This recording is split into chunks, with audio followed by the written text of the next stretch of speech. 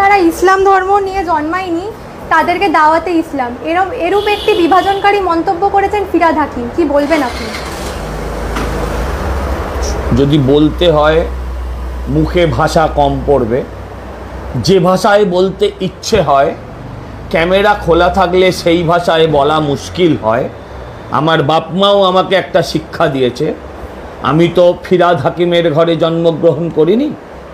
আমার জন্ম নিয়ে যারা কথা বলেছে, আমার জন্ম নিয়ে যারা কথা বলেছে তাদেরকে আমি তাদের জন্ম নিয়ে কথা বলতে চাই না, কিন্তু আমি তাদের প্রতি ঘৃণা পোষণ করি।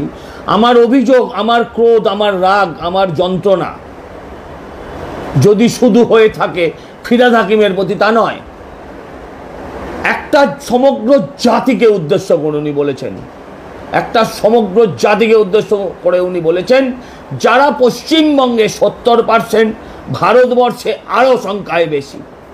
আমি দেখেছি তাদের জন্মগ্রহণ মানে আমার মাতৃগর্ভ,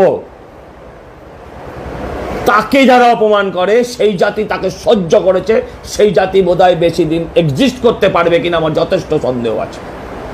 কেউ কোনো প্রতিবাদ করেনি। আমি মমতা বন্দ্যোপাধ্যায়কে প্রশ্ন করতে চাই, এই অপমানটা তো আপনার কেউ করা, এই অপমানটা তো অভিষেক বন্দ্যোপাধ্যায়ের উদ্দেশ্যেও করা।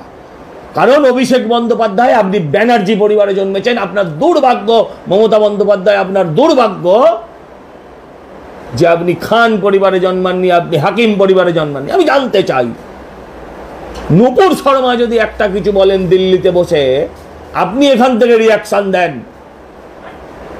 আর আজকের দিনে আপনি বোবাকালা সেজে আছেন, ভবিষ্যৎ আপনাকে ক্ষমা করবে না, ভবিষ্যৎ আপনাকে ক্ষমা করবে না। এই জাতি যেমন নিজের ভালো বোঝেনি, সেরকম আপনিও শুধু ক্ষমতার লোভে, আপনারাও শুধু ক্ষমতার লোভে আপনি নীরব থেকেছেন। ক্ষমতা চিরকাল কারোর থাকে না। সিপিএমকে দেখে শিক্ষা নিন, ইংরেজকে দেখে শিক্ষা নিন। আলেকজান্ডার একটা সময় অর্ধেক পৃথিবী জয় করতে পেরেছিলেন, তিনি থাকেননি শেষ অবধি। হিটলারকে দেখে শিক্ষা নিন, ক্ষমতা চিরকাল থাকে না। যদি আপনার কপাল ভালো থাকে ক্ষমতা দেখতে দেখতে চলে যাবেন, আর কপাল খারাপ থাকলে ক্ষমতার বাইরে যাওয়ার পর কেমন লাগে সেটাও দেখবেন। আপনি যে পাপ করছেন আপনাকে সেটা দেখতে হবে। অত্যন্ত দুর্ভাগ্যজনক হলো এটা, সত্যি। কেউ কোনো কথা বলল না। তৃণমূল যারা করে তারা সব ওই দাওয়াতকে স্বীকার করে নিল মনে হচ্ছে। পুরো বাঙালি সম্প্রদায় যারা হিন্দুত্বে বিশ্বাস করে তারা সম্পূর্ণভাবে দাওয়াতটাকে অ্যাকসেপ্ট করে নিয়েছে। যারা মনে করেছে তারা সত্যিই দুর্ভাগা যে তারা একটা হিন্দু পরিবারে জন্মেছে। জন্মটার সঙ্গে আমার মা বাবা সরাসরি যুক্ত। আমার মা বাবাকে যারা অপমান করলো, আমরা তাদের কোনো প্রতিবাদ করলাম না বা করতে পারলাম না, এটা আমার ব্যক্তিগত অপরাধবোধ আমার ভেতরে কাজ করছে। আমি বাঙালি সমাজকে, হিন্দু সমাজকে নয়, আমি সমগ্র বাঙালি হিন্দু মুসলমান নির্বিশেষে প্রশ্ন করতে চাই যে একটা নূপুর শর্মা নিয়ে হলে সবাই রেড়ে করে ওঠেন। ধর্মনিরপেক্ষ আছে এখানে। আবার পশ্চিমবঙ্গে 34 বছর সিপিএম আর 13 বছর এই তৃণমূলের এই মেকি ধর্মনিরপেক্ষতা আমাদের মেরুদণ্ডকে ভেঙে দিয়েছে। সবাই আমরা নূপুর শর্মার বিরোধিতা করেছিলাম। একটা বেটা ছেলে নেই কোনো রাজনৈতিক দলে, একটা পুরুষ মানুষ নেই। পুরুষ মানুষ মানে পৌরসত্বের কথা বলছি, নেই যারা দাঁড়িয়ে একটা জায়গায় একটা লাইন প্রতিবাদ করেছে এদের বিরুদ্ধে। এদের বিরুদ্ধে প্রতিবাদ করেনি কেউ। এটা অত্যন্ত দুর্ভাগ্যজনক। অন্য রাজ্যে হলে ওরা একটা স্লোগান দেয়,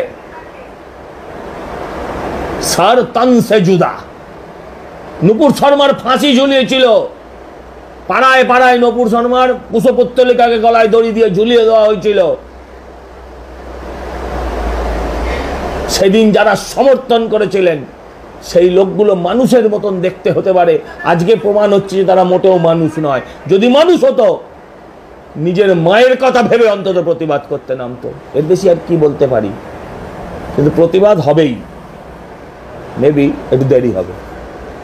দাওয়াতে ইসলাম মানে তো ধর্ম পরিবর্তনের আহ্বান। আমি আপনাকে ধর্ম পরিবর্তনের আহ্বান জানাতে পারি, আমি আপনাকে ধর্ম পরিবর্তনের আহ্বান জানাতে পারি, এটা আমার অধিকারের মধ্যে পড়ে।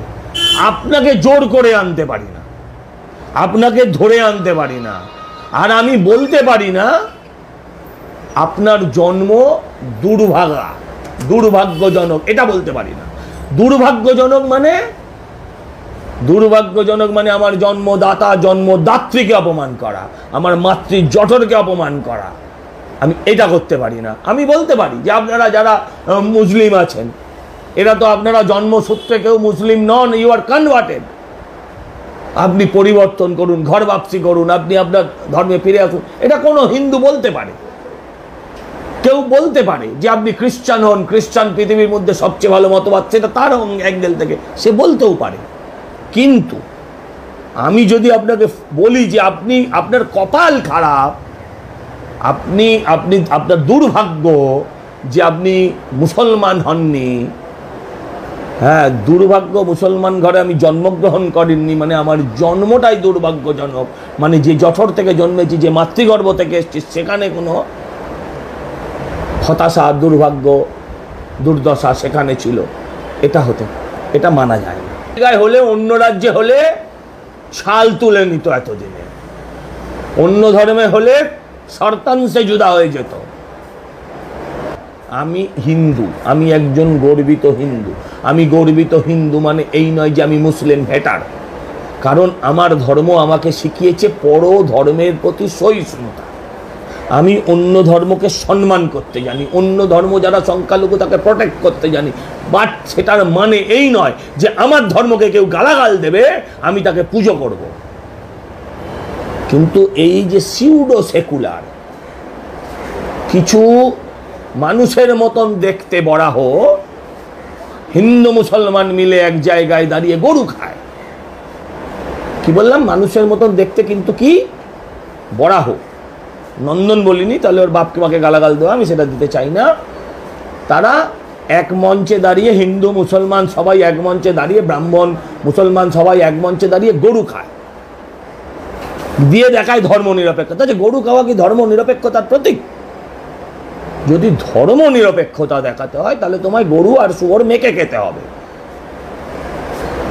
তুমি গরু খাবে, হিন্দু যে ব্রাহ্মণ ছিল সে গরু খাবে, যে মুসলমান ছিল সে শুয়োর খাবে, এটা হতে পারে, বা সবাই মিলে মেকে খাবে, চটকে খাবে, সেটা তো করেনি।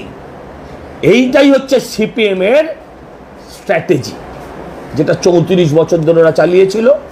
আর ওটা ছিল মেকি ধর্মনিরপেক্ষতা, আর এটা হচ্ছে অ্যাপিজমেন্ট, তোষণ, সংখ্যালঘু তোষণ। এই সংখ্যালঘু তোষণের নামে এরা যা খুশি তাই করতে দিচ্ছে, এটা তো হতে পারে।